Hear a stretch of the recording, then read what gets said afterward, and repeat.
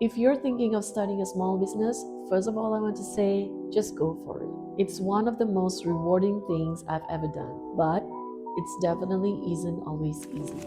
Hi, friends, welcome or welcome back. If you're new here, I'm Tasha, the creative behind Snugby Studio. I make polymer clay charms and figurine, and I also make stickers, notebooks, and bookmarks on my website. So while I packed this commission order, I thought I'd share some things I'd avoid if I was studying my small business all over again. Just a disclaimer, these are not hard rules, these are just the lessons that I've learned along the way.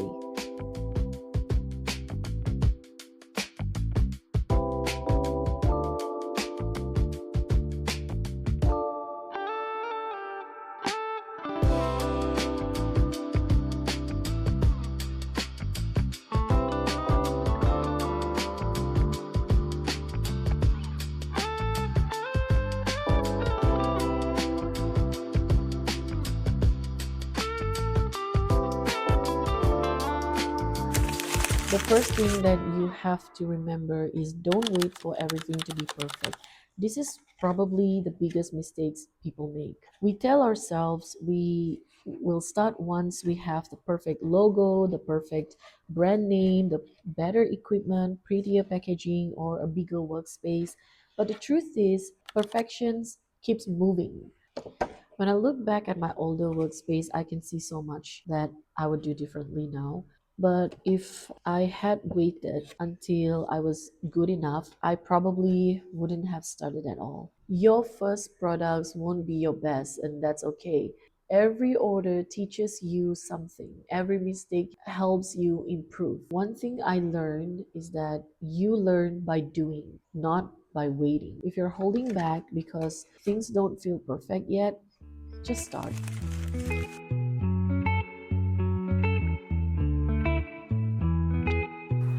Alright, I have more boxes here to fold, so let's just jump to number two. Don't underprice your work. This is something a lot of handmade artists struggle with, I think, even myself. When you're new, it's tempting to charge less because you think people won't buy from you otherwise. Or you compare your prices to mass produced products and feel guilty charging more. Trust me, I felt that way too before. But handmade work isn't just about the materials. You're paying for the hours spent designing, sculpting, painting, packaging, fixing mistakes, learning new skills, buying tools, and everything behind the scenes that people don't see. If you constantly underprice yourself, you'll eventually feel exhausted and resentful because you're working so hard without being fairly rewarded. If someone thinks that your product is too expensive, maybe they are not your target audience. People who truly appreciate handmade creation understands the value behind them. Back then, when I was just starting out, I used to charge my product as low as $3, and yeah, I didn't make any profit from it.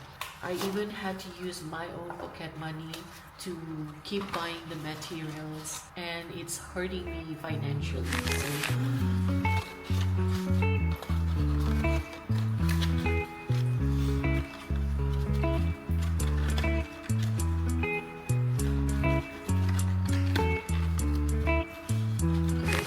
So lesson number three is don't compare your journey to someone else's. Social media makes this really difficult. You will see creators with thousands of followers, fully booked commissions, beautiful studios, and amazing videos. What we don't usually see are the years they spent learning, the products they didn't sell, or the moments when they wanted to quit. So it's so easy to look at someone else's chapter 20 while you're still at chapter 1. Instead of comparing yourself, try learning from them. Let their success inspire you instead of making you doubt yourself. Your journey is going to look different, and that's completely fine. All that talking and only 3 boxes.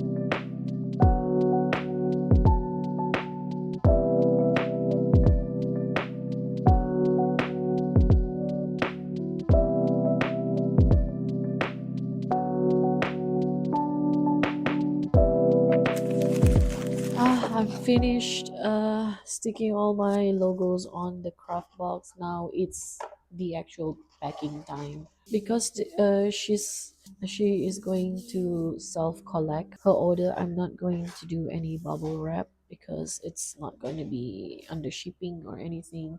I just want to show you this is what I sculpted.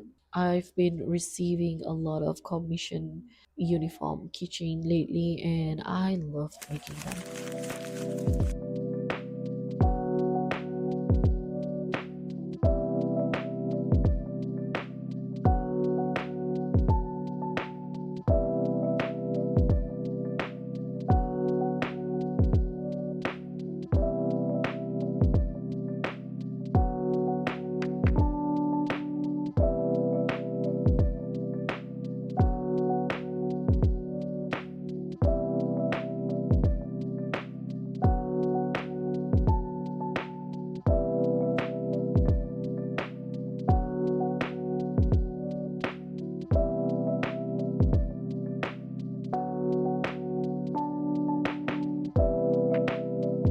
Just so I'm done packing the order and now let's just continue. The fifth lesson that I want to share with you is don't let low views discourage you. This is probably the lesson that I'm learning myself. When you post a video and it only gets a handful of view, it's easy to wonder if you're wasting your time. So you start questioning yourself. Maybe my content isn't good enough. Maybe nobody cares. Maybe I should just stop. But views don't define your value. Every creator starts with zero subscribers. Every successful business starts with zero customers. Sometimes growth is slow and that's okay. One video might get 20 views, the next may get 200, then one day one reaches thousands. You never really know which piece of content is going to connect with people. So instead of only focusing on the numbers, try focusing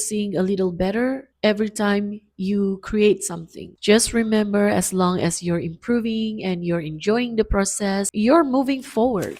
And the last point, which I think is the most important one of all the points that I've given, don't forget to take care of yourself. When you run a small business, especially from home, it's really easy to feel like you should always be working. There's always another order to finish, another product to make, another video to edit, another post to upload. But constantly working doesn't automatically make your business grow. Sometimes the best thing you could do is take a break. Rest helps you come back with more creativity, more patience, and more energy. Your business is important, but so are you. So those are the 6 things I would avoid if I were to start a small business today. I'm definitely still learning every single day, and I'm sure I'll make plenty more mistakes along the way. If you're also building a small business or thinking about starting one, I'd love to know what's been the biggest challenge so far for you.